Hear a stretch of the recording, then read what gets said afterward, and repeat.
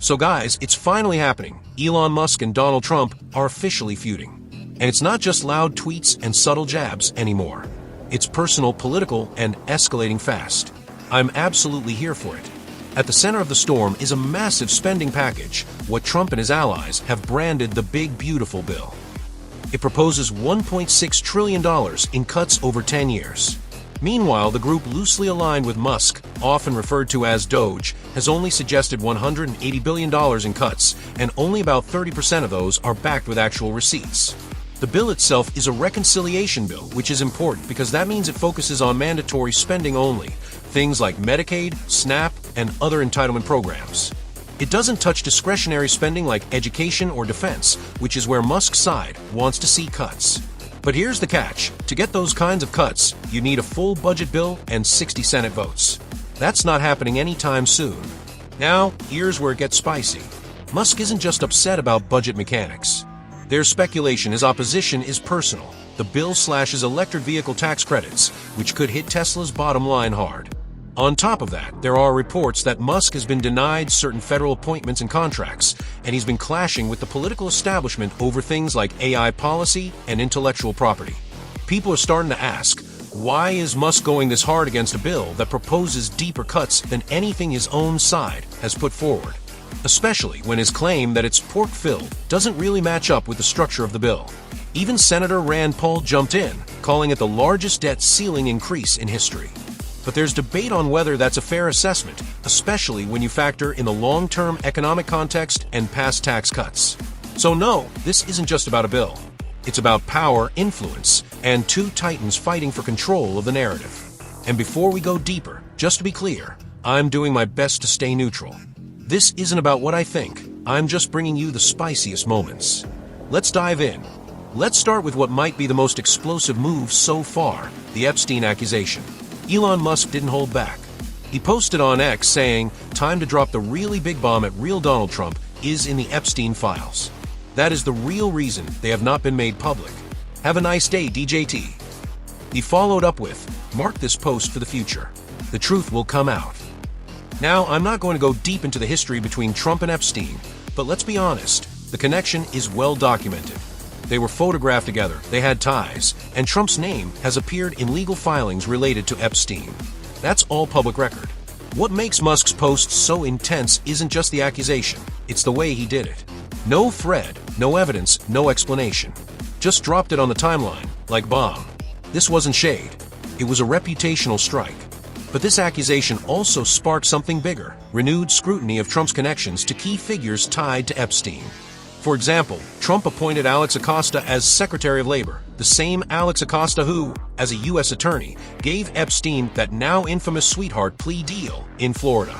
Then there's Pam Bondi, who replaced Matt Gaetz as Florida's Attorney General, and she's been criticized for failing to seriously investigate Epstein. Add to that Trump's own Attorney General, Bill Barr, whose father once gave Epstein his first teaching job at an elite school, and the web of connections starts to look less like coincidence and more like a pattern. And if Trump was truly an outsider, critics ask, why didn't he take more precautions when Epstein was in federal custody? Why did Epstein's suspicious death happen under Trump's Justice Department? These are fair questions that Musk's tweet has put back on the table. The video also touches on Trump's passage of hate speech laws in 2019, with people like Alan Dershowitz, who's also been linked to Epstein, standing by his side. Some are arguing that these laws may have blurred the line between legitimate critique and protected interests, especially around Epstein and his network. There's also the money angle.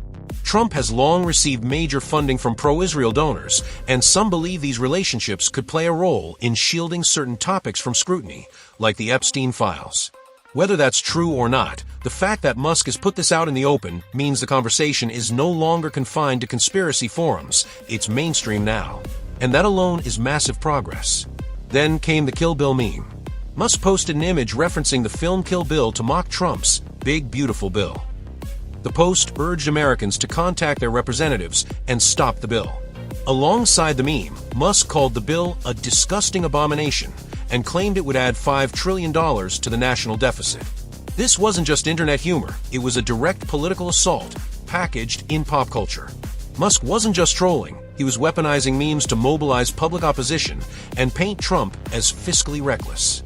What started as disagreement over spending had now turned into meme warfare. Then came a quiet, calculated move. Musk began reposting Trump's old tweets, the ones where Trump warned about runaway debt and overspending. No commentary, just receipts. By resurfacing Trump's past statements, Musk painted him as inconsistent, even hypocritical. Past Trump warned about everything current Trump is doing. Musk didn't need to say it. He let Trump's words speak for themselves. It was subtle but brutal.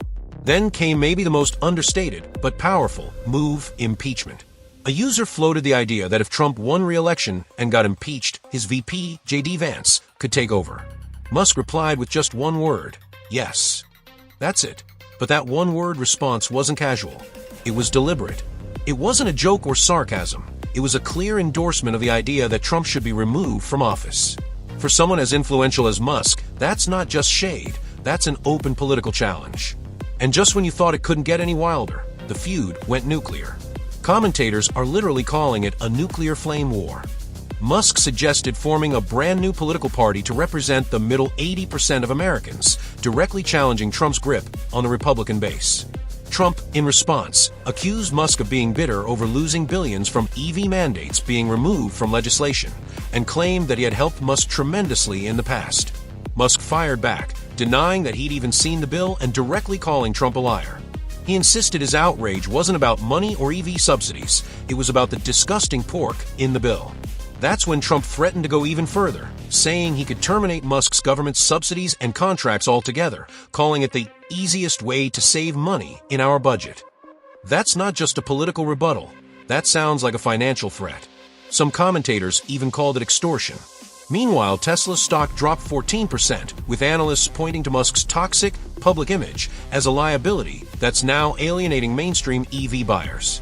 His political combativeness is no longer just noise. It's affecting real-world market value. The Dow even dipped more than 100 points as this very public spat shook investor confidence. CBS News called it a clash between the world's wealthiest person and the world's most powerful person, and it's sending shockwaves across all major market indexes. Then came another jaw-dropper. Musk claimed that without him, Trump would have lost the 2024 election, and Democrats would have taken full control of Congress. That's an outrageous claim, and some took it to mean that Musk was implying he bought the election. Whether he meant it literally or not, it poured gasoline on an already raging fire. Now critics are raising serious legal questions.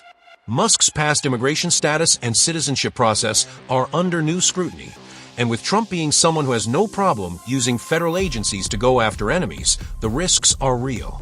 This could evolve from a flame war into a legal one. Even politically, the split is meaningful. Musk stepping away from Trump and the GOP isn't just drama. It could cost Trump major influence. Twitter, or X, has become the digital nerve center of the Republican Party. Losing the guy who owns it? That's no small thing. But at the same time, Musk isn't exactly winning over Democrats either. While some politicians might take his donations, the base is far less forgiving. And after years of controversial posts and erratic behavior, many on the left view Musk as permanently toxic.